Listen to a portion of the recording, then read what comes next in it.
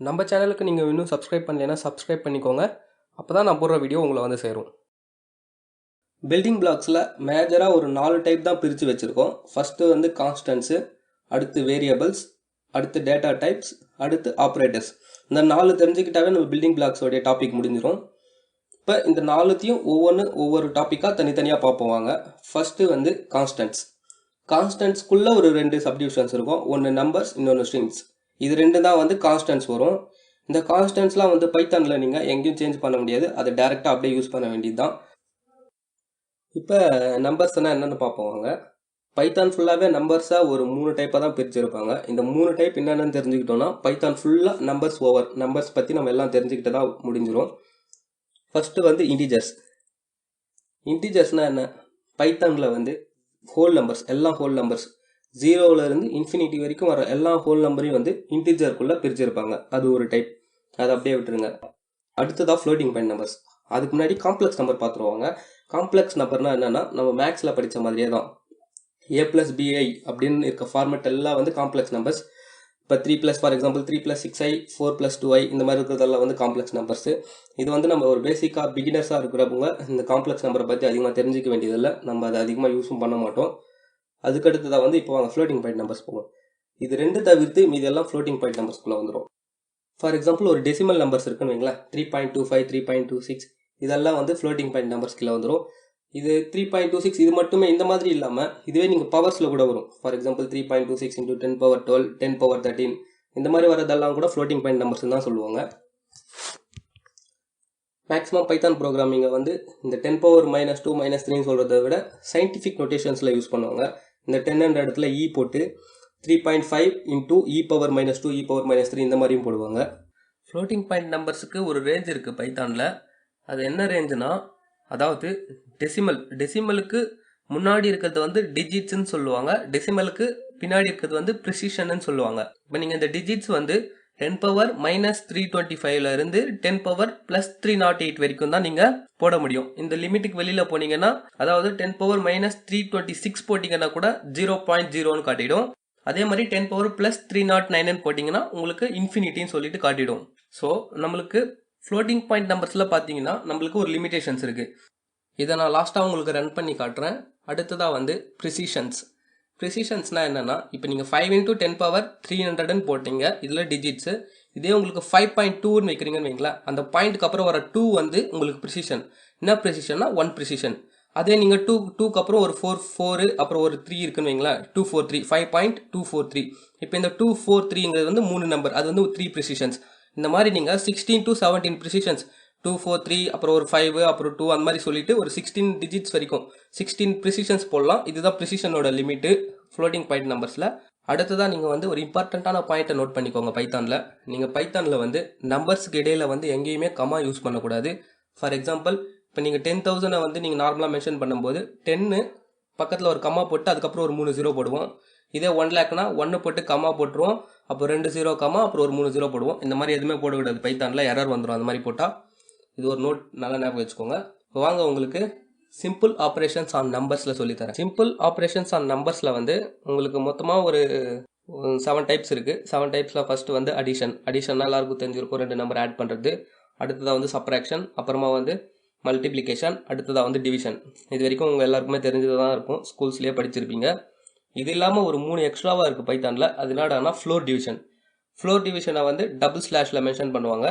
இது எதுக்கு யூஸ் ஆகும்னா, நீங்கள் ஏதோ ஒரு நம்பரை டிவைட் பண்ணுறீங்கன்னு வைங்களேன், அந்த நம்பரோடைய குவேஷன்ட் மாத்திரம் எனக்கு அவுட்புட்டாக வேணும். For example 20/3.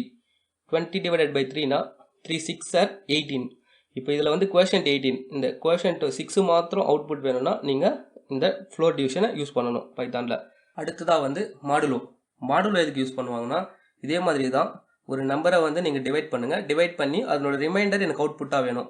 இப்போ 20/3னா 3 6 are 18, ரிமைண்டர் வந்து 2, அந்த 2 மட்டும் எனக்கு அவுட்புட்டாக வேணும். அப்படின்னும் போது நீங்கள் இந்த மாடுலோ ஆப்ரேட்டர் யூஸ் பண்ணுவீங்க. லாஸ்ட்டாக வந்து எக்ஸ்போனன்டைசேஷன்னா என்னென்னா, நம்ம மேக்ஸில் வந்து பவர் யூஸ் பண்ணுற இடத்துல வந்து இந்த எக்ஸ்போனன்டைசேஷன் யூஸ் பண்ணுவாங்க. அதாவது இப்போ நீங்கள் ஏதோ ஒரு நம்பரை வந்து மேக்ஸில் வந்து 2^2 போட்டிங்கன்னா 4 அவுட்புட், 2^3னா 8. இந்த மாதிரி மேக்ஸில் போடும்போது அப்படியே சிம்பிளாக 2 மேலே 3 சின்னதாக போடுவீங்க. அப்படி இல்லைன்னா சில பேர் கேப் போட்டு போடுவோம், கால்சிலெலாம் போடும்போது கேப்பு. இந்த இடத்துல வந்து நம்ம அப்படி யூஸ் பண்ண முடியாது, டபுள் ஸ்டார் போட்டு யூஸ் பண்ணணும். இப்போ மல்டிப்ளிகேஷனுக்கு வந்து சிங்கிள் ஸ்டாரு, அந்த மாதிரி இங்கே டபுள் ஸ்டார். இப்போ 2 ஸ்டார் ஸ்டார் 2 போட்டோம்னா எனக்கு அவுட்புட் வந்து 4 வரும். அதுக்கு என்ன மீனிங்னா 2 பவர் 2. அதே வந்து 3 ஸ்டார் ஸ்டார் 2னா 3 பவர் 2. அதே 5 ஸ்டார் ஸ்டார் 2னா 5 பவர் 2.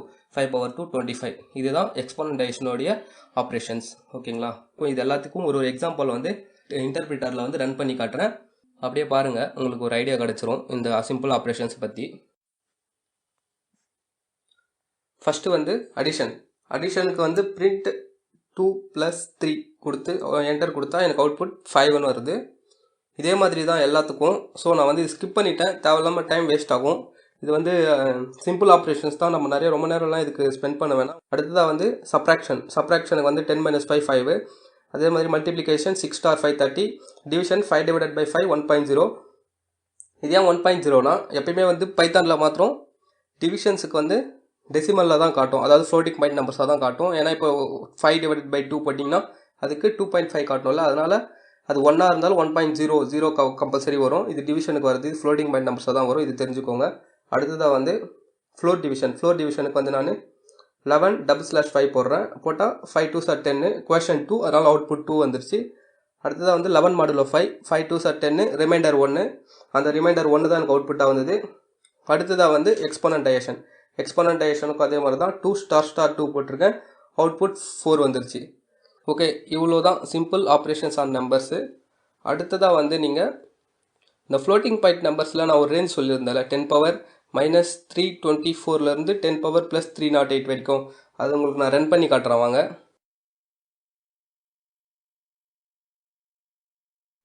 ஃபஸ்ட்டு வந்து பிரிண்ட் 1 e⁻308ன்னு போடுறேன். அதாவது 1ன்றது வந்து 1 × e⁻308ன்றது மீனிங்கு.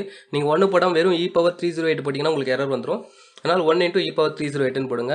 நீங்கள் ஈக்கு பவர் 308ன்றனால ஸ்டார் ஸ்டார்லாம் போடாதீங்க, அப்படியே e × 308ன்னு அப்படியே போடுங்க. அப்போ தான் அது e⁻308ன்னு எடுத்துக்கும். போட்டு என்டர் கொடுத்தா எனக்கு 1 e⁻+308, அதாவது e+308னா 10 பவர் 308ன்றது மீனிங்கு. எனக்கு 10 பவர் 308க்கு அவுட்புட் வந்துருச்சு. அடுத்ததாக வந்து நான் பிரிண்ட் 1 × e⁻309ன்னு போடுறேன். e309 போட்ட உடனே எனக்கு இன்ஃபினிட்டின்னு வந்துருச்சு, அதாவது ரேஞ்சை விட்டு வெளில போயிடுச்சு. e308 வரைக்கும் தான், 10 பவர் 308 வரைக்கும் தான் நமக்கு ரேஞ்சு. 10 பவர் 309 போட்டால் கூட எனக்கு இன்ஃபினிட்டின்னு வந்துருச்சு, அதான் ரேஞ்சுக்கு வெளில போயிடுச்சு. அடுத்ததாக வந்து இப்போ மைனஸில் பார்ப்போம், ரைட் சைடு பார்த்துரும், அதாவது ப்ளஸில் பார்த்துரும். இப்போ மைனஸில் பார்த்தோன்னா அதே மாதிரி e⁻−308 போட்டால் எனக்கு 1 e⁻−308 வந்துடுச்சு. அதே மாதிரி 1 e⁻−309 போட்டால் 1 e⁻−309 வந்துருச்சு எனக்கு அவுட்புட்டு.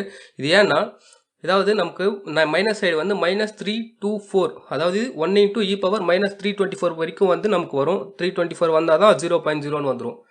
இது ஏன்னா இது லிமிட்டே அவ்வளோதான். நான் உங்களுக்கு ஈஸியாக ஞாபகம் வச்சுக்கிறதுக்காக, அதாவது மெமரியில் ஈஸியாக மெமரி பண்ணிக்கிறதுக்காக நான் +308லேருந்து -308ன்னு சொன்னேன். ஒருவேளை நீங்கள் மெமரி வச்சுக்கிறதா இருந்தால் e⁻−324 வரைக்கும் வச்சுக்கோங்க. இதுக்குள்ளே இருக்கிறதுல தான் உங்களுக்கு வேல்யூ வரும். இப்போ நான் e⁻−323 போட்டாலும் எனக்கு அவுட்புட் வருது 1 × e⁻−323ன்னு சொல்லிட்டு. அவ்வளோதான், இதுதான் நான் சொன்ன லிமிடேஷன்ஸ். அடுத்த டாபிக் வந்து ஸ்ட்ரிங்ஸ்.